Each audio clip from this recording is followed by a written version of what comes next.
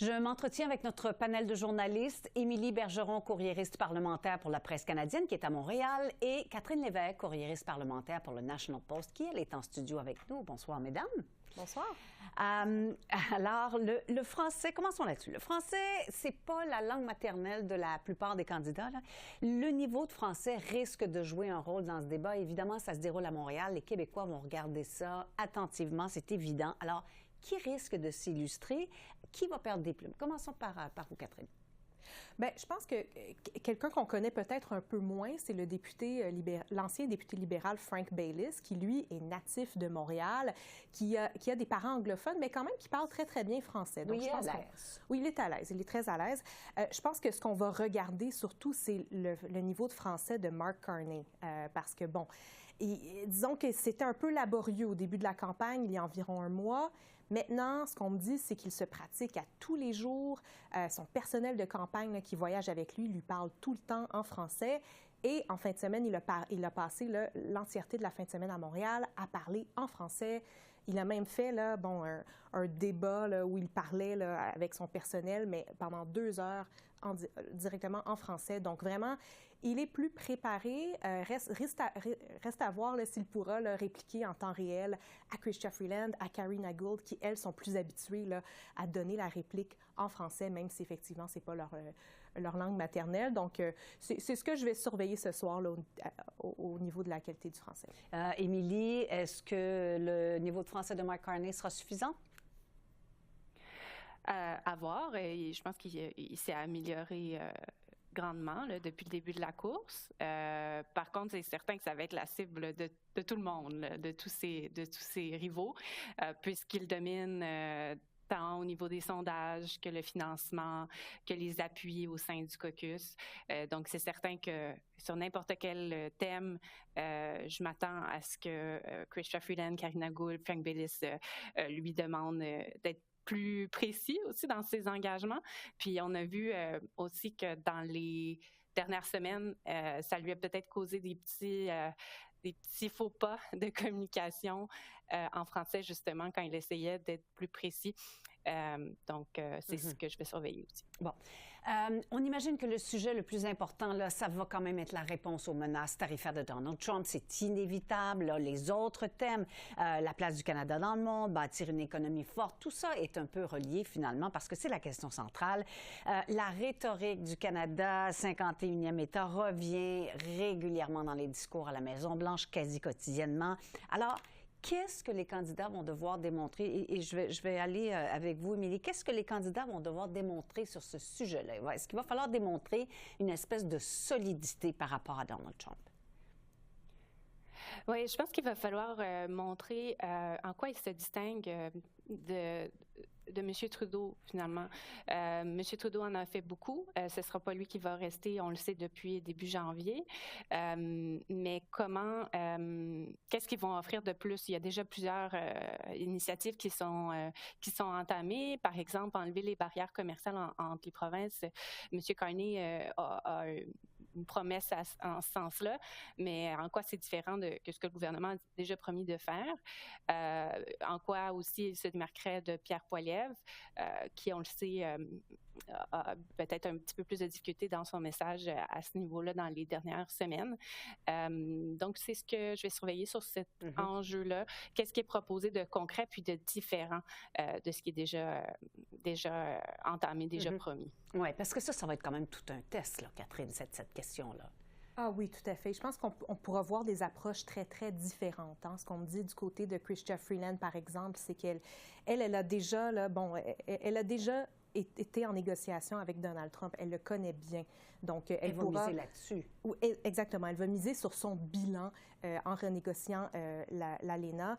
Et puis, Mark Carney, de son côté, je le trouve très confiant.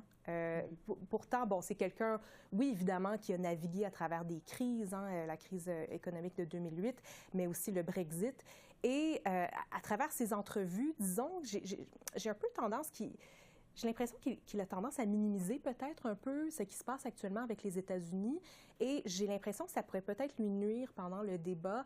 Par exemple, et je vais être honnête avec vous, je me souviens plus s'il l'a dit en anglais ou en français, mais il avait dit à un intervieweur que ce n'était pas cette menace tarifaire de Donald Trump, ce n'était pas la pire crise qu'il avait vu ou qu'il aurait à naviguer si jamais il devenait premier ministre. C'est une assez bonne crise quand même. C'est une bonne crise, effectivement. Donc voilà, je le trouve très confiant pour quelqu'un qui, encore une fois, n'a jamais été élu et qui n'a jamais été en politique active. Alors voilà, j'ai l'impression que s'il adopte le même ton lors du débat ce soir, ça pourrait peut-être lui nuire d'être aussi confiant à ce niveau-là. Émilie l'a dit, on l'a dit à plusieurs reprises, il va être la cible, c'est évident, puisqu'il part avec, c'est le meneur, il part avec une longueur d'avance. Sur quoi on va l'attaquer? Est-ce qu'on va l'attaquer là-dessus? Est-ce qu'on va l'attaquer sur son manque d'expérience politique? On va l'attaquer sur son manque d'expérience politique. Je pense qu'on va l'attaquer aussi sur disons, ses carrières en tant que gouverneur de la Banque du Canada, mais surtout de la Banque d'Angleterre. Moi, ce qu'on m'a dit du côté de Karina Gould, c'est que il a été critiqué lorsqu'il était gouverneur de la Banque d'Angleterre, notamment pour des dépenses outrageuses, pour des fêtes de Noël, par exemple, ou pour des voyages. Lorsqu'il était gouverneur à ce moment-là, il avait vraiment été critiqué par les députés britanniques à l'époque. Donc, c'est quelque chose qu'on va soulever. Ce ne sera pas, me dit-on, dans la confrontation, mais ce sera des questions qu'on va poser pendant le débat. Reste à voir si ce sera ce soir ou demain. Ou demain en anglais, peut-être. Oui, tout à fait. Mais vraiment, sur son manque d'expérience politique, je pense que c'est quelque chose qui va revenir très, très souvent, mais surtout son éthique, toutes ses implications passées dans tous ces conseils d'administration. Je pense qu'on va peut-être l'attaquer un peu là-dessus. Des dossiers dont on parle peu, finalement. Jusqu'ici. De qui viendront les attaques les plus féroces, vous pensez, Émilie, et ça sera basé sur quoi? Je pense que les attaques les plus féroces vont venir de Chrystia Freeland. Elle veut vraiment démontrer que, comme Catherine l'a dit tout à l'heure, l'a rappelé, elle était là lors des la précédente guerre tarifaire avec la presse canadienne,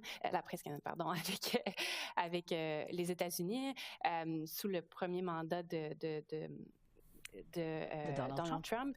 Et donc, elle va vouloir le rappeler, mais je pense que ça vient la chercher. Et ce sera intéressant, d'autant plus que ils ont quand même des liens amicaux, familiaux. Oui. Mais donc, ce sera intéressant. Je pense que ça va être c'est elle qui est le plus de retard par rapport à ce qu'elle anticipait peut-être au début de la course. Donc, je pense qu'elle va sortir les dents, finalement. Parce que M. Carney est le parrain d'un des enfants de son fils, je ne me trompe pas. Oui. Ça va faire des drôles de souper de Noël, éventuellement, mais bon. Il y a quand même autre chose dans l'actualité, évidemment, la question du climat, notamment. Il y aura un thème axé autour du climat. C'est une question qui arrive en 4e position, c'est vous dire à quel point tout le reste de l'actualité arrive d'abord. On connaît déjà la plupart des positions. Mark Carney veut abolir en partie la taxe sur le carbone, la transformer. Chrystia Freeland mise sur l'économie verte. Est-ce que Mark Carney pourrait aller récupérer quelques votes conservateurs, peut-être, Catherine? Je pense que oui. Je pense que surtout, quand il va parler du climat, il a quand même... disons qu'il va vraiment parler aux Québécois là-dessus. Il sait que c'est important pour les Québécois qui sont vraiment à l'avant-plan en ce qui concerne l'énergie verte, l'hydroélectricité, cette lutte contre les changements climatiques. Alors, je pense qu'il va vraiment être en territoire ami de ce côté-là. Reste à voir à quel point on va parler de cette taxe sur le carbone. C'est pas tout le monde qui s'entend sur la marche à suivre. Je sais que lui veut la changer pour autre chose. Chrystia Freeland aussi, mais Karina Gould, par exemple, veut juste le mettre sur pause, ne pas que cette taxe augmente le 1er avril prochain. Donc, je ne sais pas à quel point on va aller dans les fins détails dans cette portion-là, mais je pense que vraiment, c'est peut-être dans cette partie où Mark Carney pourrait briller, je crois. Ah oui. Émilie, êtes-vous du même avis? Est-ce que la question de la taxe carbone va jouer ce soir? Oui, mais je pense aussi que la question énergétique va jouer parce que M. Carney, sur les pipelines, par exemple, il y a eu des imprécisions, des choses qui portaient à confusion entre ce qu'il a dit en français et en anglais. On en parlait la semaine dernière. Donc, je pense qu'il va être poussé à clarifier ses propos. Aussi, sur la fonction publique, par exemple, il a dit qu'il voulait... bon, il y a eu des propos quand même assez vagues, là. Il a dit qu'il voulait augmenter l'efficacité en utilisant des moyens technologiques, mais concrètement, ça veut dire quoi? Est-ce qu'il y a des fonctionnaires qui peuvent craindre pour leur emploi? Comment il veut réduire la taille de l'État, outre ce qu'il répète constamment, c'est réduire l'accroissement. Donc, le nombre de fonctionnaires a beaucoup augmenté dans les dernières années. Il veut freiner cette augmentation-là. Il a dit à Radio-Canada en entrevue avec Patrice Roy qu'il n'allait pas mettre à la porte des gens. Mais qu'est-ce que ça veut dire concrètement? Il n'y a pas vraiment avancé de chiffres. Donc, moi, je pense que il y a certains candidats qui pourraient peut-être essayer de faire un rapprochement avec les conservateurs de Pierre Poilievre à ce niveau-là, puisqu'il y a quand même des imprécisions dans ce qu'il a dit, des choses, des zones d'ombre ce que ses rivaux peuvent exploiter dans leurs attaques. En terminant rapidement, évidemment, c'est pas l'équivalent d'un débat des chefs, mais vous vous attendez à quoi comme ton ce soir? Vous avez dit tantôt peut-être relativement civilisé, disons? Oui, je pense que ça va être un débat assez amical. Peut-être qu'il y aura des petites pointes ici et là, mais je m'attends à ce que ce soit assez gentil dans son ensemble. Avez-vous les mêmes attentes, Émilie? Oui, je pense que quand même, ils partagent tous les valeurs libérales. Donc, c'est pas quand même comme un débat des chefs où ce sont où on voit des affrontements. De différents partis. Donc, ils ont quand même des valeurs communes. Puis, c'est ce qu'on va voir, là. Donc, voilà. Alors, on vous souhaite un bon débat ce soir. Merci. Merci. Bonne soirée. Bonne soirée.